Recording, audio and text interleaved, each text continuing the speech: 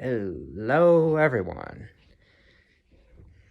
And this is ACMS Gaming with, my first, I guess, analysis video. And as you can see, a hashtag face reveal or something like that. But yes, this is me. I'm that gamer behind the screen that has been playing stuff like Sword Art Online or Sonic Frontiers. There's decades after they've been released. But yes, I'm the guy behind the camera. Or I guess behind the game. Whatever. So this will actually be my first analysis video. Specifically about Super Mario Galaxy. Let's get started. The first minor detail about Super Mario Galaxy is where it takes place. It takes place in the Mushroom Kingdom at first, but you may notice that Toad Town has gotten a bit upgraded. And that's because by the time this takes place, it's been about 1,000 years since the first Star Festival happened. And canonically, the Star Festival happens every 1,000 years. So 1,000 years ago, when this game takes place, the Star Festival had already happened once before. The next detail is that how when Peach is holding the white Luma, you may notice it has a darker tint than the others. In Super Mario Galaxy 2, you see that the white Luma, that gives Mario the spin ability, is a lighter shade. This is actually because of the atmosphere that happens when Bowser attacks. Next, the skybox actually changes to a darker tint and to show that Toad Town is being attacked. Now, the UFO that appears in the cutscene for when Bowser when Bowser turns Peach's Kalatsu into his own, or the final stage, you might notice that it looks familiar to the other UFOs that you see the Top Man and actually use. Well, that's because its model is taken from that I guess UFO.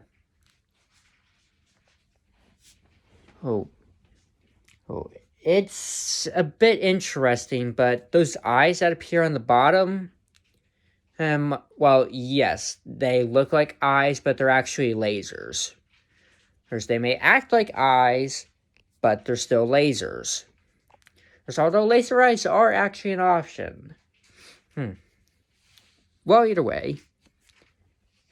When you're going out to the first Grand Star, you may notice that the Doom ships, or I guess Bowser's airships, are actually flying above of the area that the stage takes place on. That's because they had models that they could put over there. They don't really do anything, but they do appear in other in later stages.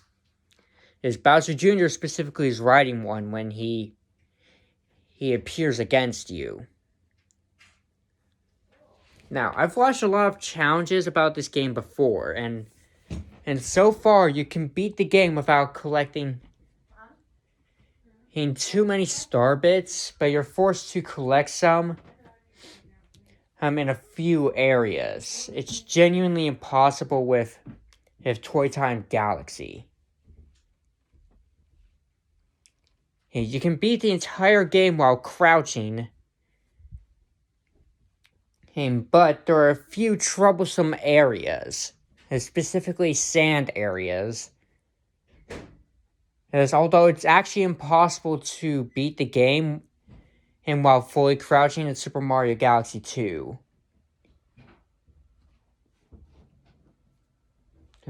The total amount of stars actually equates to 242.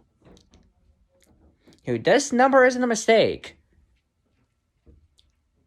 Hey, there's an extra star for collecting 120 stars with both Mario and Luigi. Hey, but how do you know which game mode is actually harder? Well, the answer is actually Luigi mode. Now, Luigi wasn't fully intended to actually be much more difficult than Mario. But there are a few mechanics that he has that makes the game easier in some areas but harder in others. There's one of these would actually be his jump, and the fact that he's floatier than Mario. This is both a good thing and bad thing, and because for tight platforming areas, Luigi actually can't stay on the ground for too long because he'll slide like he's on ice. And if he is on ice, that could send you sliding off a ledge into icy water. Now, I'll talk about the galaxies in a moment, but first, please subscribe for more analysis videos if you want to know more about your favorite games. My personal favorite is Super Mario Galaxy, hence why I'm talking about it first. Alrighty, the next thing that you need to know about how it is. Okay, let's see here. Oh yeah. The amount of stars equating to 120 is actually a reference to Super Mario 64. Or in fact, I think it's actually what the castle is based on. No, really, it seems like Super Mario Galaxy takes place after Super Mario 64. Or in some manner. Or now some of you might be saying, oh really, I didn't see that, Sherlock. Well, if you actually take close details at the area before the castle, it actually looks exactly like Super Mario 64's outside world. Down to even the moat in the middle, in between Peach's castle and everywhere else. Now, I'm sure some of you may have noticed that, but kids my age, we didn't know about Super Mario 64. Or so we might actually notice that. And most kids nowadays don't even know what Super Mario 64 was besides Super Mario 64 DS. They might not even know about that. Now, Super Mario Galaxy 2 is meant to be like the new universe. So I'll talk about that in a moment, but for now, I also want you all to know that while Super Mario Galaxy has stayed as a 2D, 3D game, it's actually fully 3D with 2D elements built inside of it. Because you might notice in some areas of Super Mario Galaxy, Mario seems to get forced into a 2D plane instead of his usual 3D plane. That's because these areas were meant to be played in 2D. Super Mario Galaxy 2 has less of these to focus more on the 3D aspect of the game. But I'm sure you all might want to know how the gravity works, because it's actually kind of interesting. So, there are areas in Super Mario Galaxy where the gravity might shift. Now, a majority of these were a bit wonky in the first game because they were experimenting with this. But the best way to show this is actually in Bowser's Galaxy Reactor, surprisingly enough. Now, some of you might ask, why not show it in areas where the gravity actually is affected? Well, the actual answer to that is they don't have selected points of gravity where it'll actually shift. It's like a sort of loop thing. and where it's timed with the music, so it shifts in accordance to the music. In Bowser's Galaxy Reactor, there's these little spotlights that when Mario goes into it, the gravity shifts so that he's on the wall instead. Now, some speedrunners might completely skip some of these, I guess, gravity shifting spotlights. But others have to actually use them in order to get to the area they want to safely. Because when you shift gravity, all momentum is ceased and instead you start falling in the direction of the gravity. It's not useful for speedruns, trust me. And when you shift gravity, you also lose all your momentum. Now try long jumping just before gravity shifts. You'll see how Mario ceases all movement after a few seconds to shift gravity. Which, speaking of, this is actually how you can get soft locked. There's some areas in his galaxy plane and where if you were to get stuck between 2 points of gravity, Mario will start bouncing between the 2 gravity points because as the game only really knows pull Mario in the direction of the gravity is going. But if it doesn't know which direction that gravity plane is, it'll start bouncing Mario back and forth. Because it doesn't know what to do with this gravity. It's sort of like the little charts where you have one circle here, another circle here, and an in-between point. And that shows what these two things have in common. If you're in that plane, and you're as good as soft locked. At least in movement. And it's still pretty bad, but it isn't as bad as it could be. Especially since if you exit the level, you lose all of your progress. Now let's talk about the Spring Mushroom, the supposedly hated power-up from Super Mario Galaxy.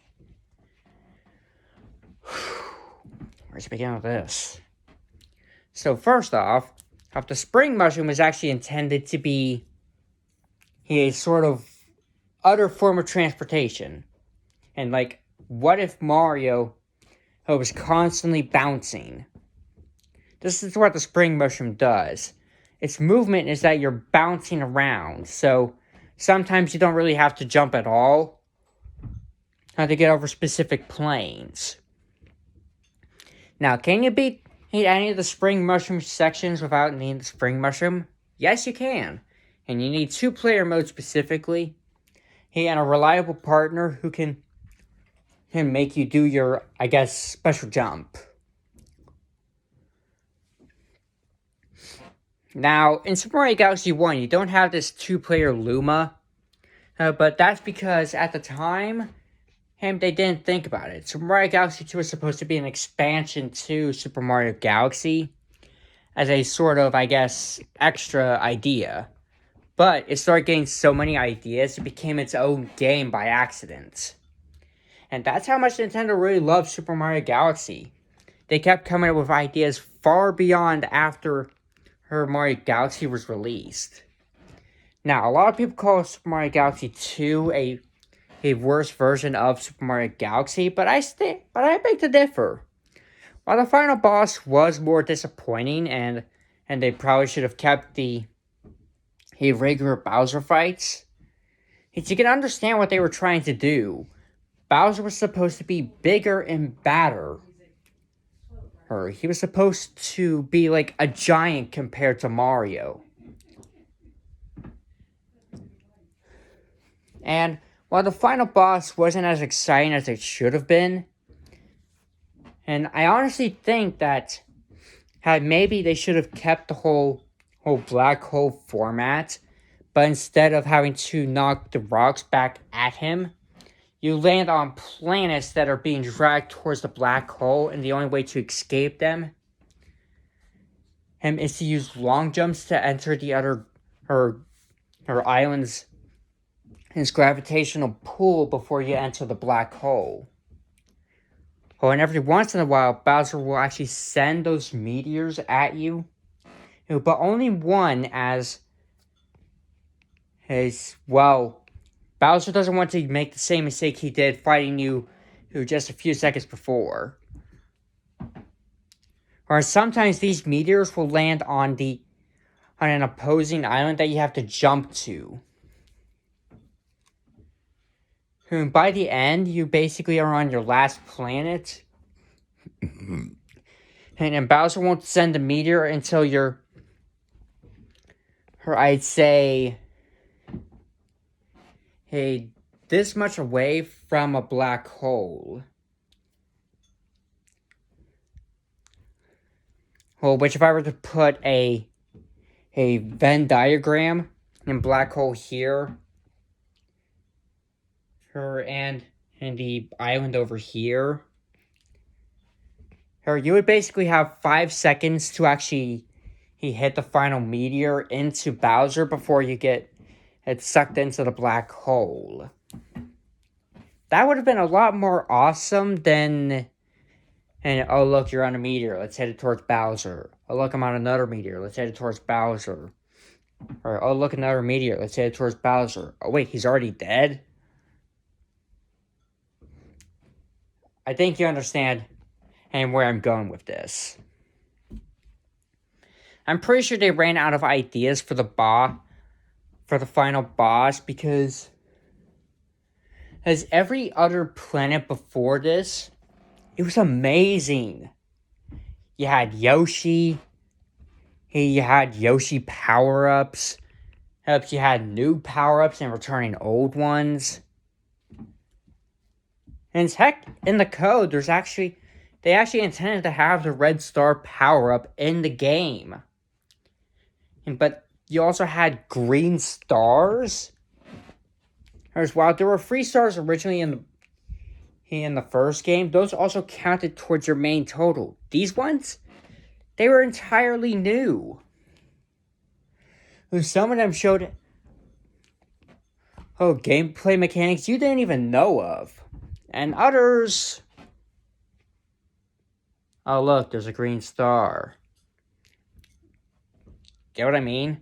Some of these green stars were in amazing places. Others, they were basically an Odyssey moon. And like, hey look, it's out in the open, let's grab it. But I think the green stars idea, it was amazing. And the only problem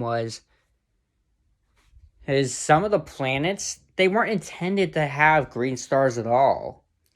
Instead, they were supposed to be, I guess, this galaxy was hard, so let's give you a few easy green stars to collect. Or, this galaxy was too easy. Here's some really difficult green stars to get that use unintended game mechanics. Or intended game mechanics that you didn't know of before. I think some of the Ghost Luigis actually lead you to these green stars. Which is actually kind of interesting. And so, where am I getting at with these green stars things? And jumping from one analysis to another. Well, it's because I want to share with you as much as I can within 30 minutes. And so far, it's been 19 in 30 seconds. Well, 31. You know what? It's most likely just been 19 and 40 seconds. And it's by the time I finish saying the sentence. Now, going into a extra detail. Now, Yoshi wasn't fully programmed when Super Mario Galaxy 2 came out. Because Yoshi didn't exactly have a a fully programmed ground pound. Mario can use it by pressing the A button and then pressing the Z button. Yoshi, he could crouch. Oh, but this crouch also reset his flutter jump. And so, there was this little tech called the infinite flutter jump. And you could flutter jump as many times as you wanted to, as long as you kept pressing the A button to flutter jump, and then pressing the Z button when you reach the peak of that flutter jump.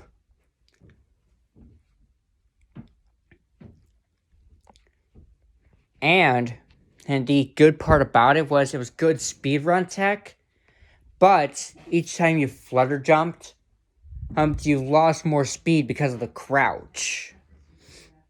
So, after a little bit of flutter jumping, and at some point you're going to stagnate and get stuck. So you better hope that you planned out accordingly your next move.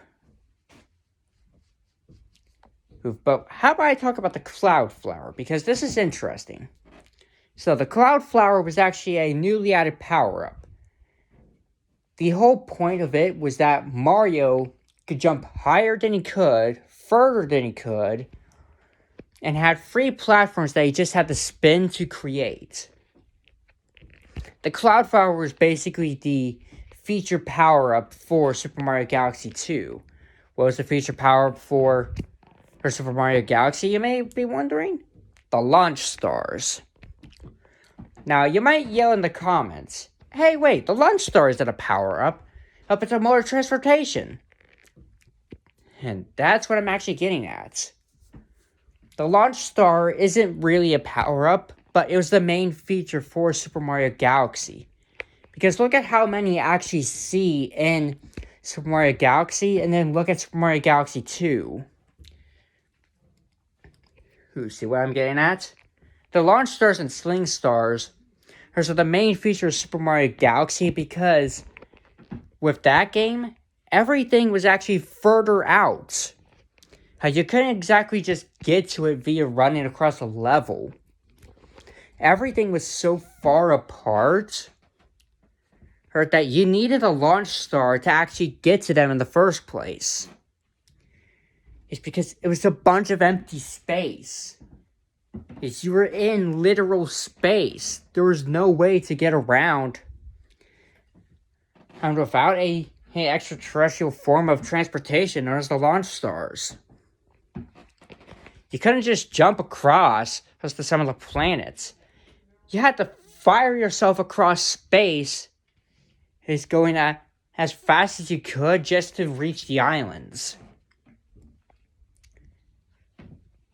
In Super Mario Galaxy 2, everything is so bunched up together that sometimes you don't even need a Launch Star at all. You just need a Sling Star, or you can even jump across. Now, I know there were a few galaxies that were pretty much in space. And they were pretty far apart to where you always needed a Launch Star. But those galaxies are usually just planetoid galaxies. Like small planetoids with enemies that you had to defeat. Or a boss that you had to 1-2 uppercut in the face. Everything in those galaxies are just planetoids. In Super Mario Galaxy, these planetoids were so diverse that they had other forms of transportation inside of them. Such as Beach Bowl Galaxy. Here are the bubble launchers. And the huge water spouts. There's a lot of things that Super Mario Galaxy had, and that it basically became like one of the godfathers of I guess, Mario. It was such a good game that a lot of people loved it. Even Nintendo loved it. And hence why they made a sequel with a bunch of ideas that they actually got from the first game that they couldn't add into it. And they had so many ideas, like I said before, that they made another game because is they were getting too many ideas. And I'm pretty sure if Super Mario Galaxy 2 did a little bit better than it did before, we would have actually had a third game that had even more ideas. Because now, while I might not know what Nintendo is planning, what I do know is if a game does well enough, they might try to expand on it further to make it so that they get more her attention from making a game even better. They did this with Breath of the Wild, and years later, we're getting a sequel that expands on the first game.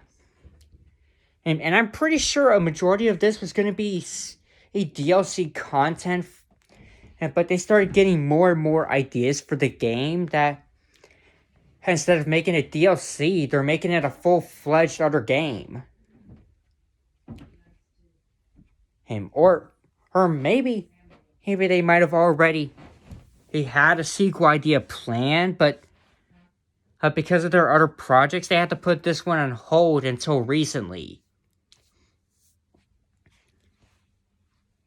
Although, the Ouroboros that's in the title tells me that this game is going to be infinitely bigger than the first game. But it seems like we're almost hitting our mark. Allow me to tell you what to do in the comments. Now, I know a lot of you might not like being told what to do, but hear me out on this one. I want you to put down in the comments what you want to see next from me. Because so far, I've just recently beat Sonic Frontiers, and I'll be giving an analysis on that game sometime in the future. But I want you to tell me what you want me to play next. And from the comments, I'll pick out my most favorite idea. Maybe you want another analysis video. Maybe you want me to play this game or that game. Whatever you want me to play next, put it down in the comments, or even give me an idea to make another analysis video on. Whew. 30 minutes of talking. Never gonna get that breath back. Again, yes, that was a low joke. I like doing these things for you guys because it's something that I myself I guess wanted to make for a while, but I didn't know how to properly do it. So I put off the idea until I could figure out what to do with it. But then I started procrastinating, and it just spiraled into one of those. But do keep in mind, I am a bit of a procrastinator. I'm a bit of a procrastinator. Or I'll put things off until later. But if I like your idea enough, I might go immediately head first or dive into the idea. But I'm ACMS Gaming. This has been my Super Mario Galaxy and Galaxy 2 analysis. And I'll be seeing you all in the next video, whenever that is. See ya, peace, live your best lives. So remember, as long as you believe in faith and you believe in your own abilities, you can achieve anything. And I'll see you all guys in the next video.